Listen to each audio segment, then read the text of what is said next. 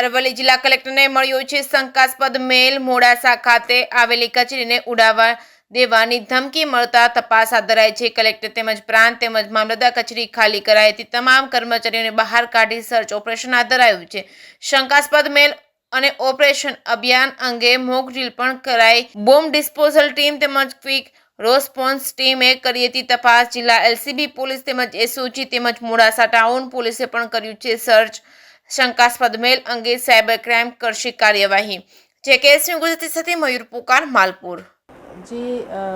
આપ બધાને વિદિત છે જે રીતે ભારત સરકાર ગૃહ મંત્રાલય તરફથી જે સૂચના આવી હતી જે મોક ડ્રીલ કરવાની છે એક ઓપરેશન અભ્યાસ બ્લેકઆઉટની જે આજે મોક ડ્રીલ કરવાની છે એમાં ઘણા બધા જિલ્લાઓને કેટેગરાઇઝ ભારત સરકાર તરફથી કરવામાં આવ્યા છે અને રાજ્ય સરકાર તરફથી પણ સૂચના આપવામાં આવી છે। એમાં જે જિલ્લાઓ છે એમાં અરવલ્લીનો સમાવેશ નથી પણ સાવચેતીના પગલાંના ભાગરૂપે અમે પણ આજે બધા વિભાગો સાથે અને ખાતાના જે વડાઓ છે એમને સાથે મિટિંગ કરીને કે કોઈ વાઇટલ ઇન્સ્ટોલેશન્સ આપણા છે અને જે એક પબ્લિકમાં એક અવેરનેસ સાવચેતી એ ફેલાય અને કોઈ એમાં પેનિક નહીં રહે પણ આપણે જે છે આપણે સજ્જ છીએ આપણે તૈયાર છીએ એ સેન્સિટિવિટી બધામાં પહોંચે એ માટે અમે મિટિંગ કરી।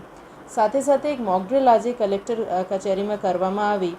એમની પૂર્વ ભૂમિકામાં એ પણ છે કે અમે એક શંકાસ્પદ મેલ કલેક્ટર ઓફિસમાં અમે મળ્યું કલેક્ટરના મેલ આઈડી પર જ મળ્યું અને વધારાના સાવચેતીના પગલાંના ભાગરૂપે અમે બોમ્બ સ્ક્વોડને પણ બોલાવીને આખી ઓફિસની એમનાથી ચેકિંગ કરાવી છે અને એવી કોઈ વસ્તુ સદનસીબે મળી નથી પણ એવા એક મેલ મળ્યા હતા એટલે અમે સાયબર ક્રાઇમમાં પણ એમને રિપોર્ટ કર્યું છે અને એમાં ગુના નોંધાવવા માટે પણ પોલીસને સૂચના આપી છે।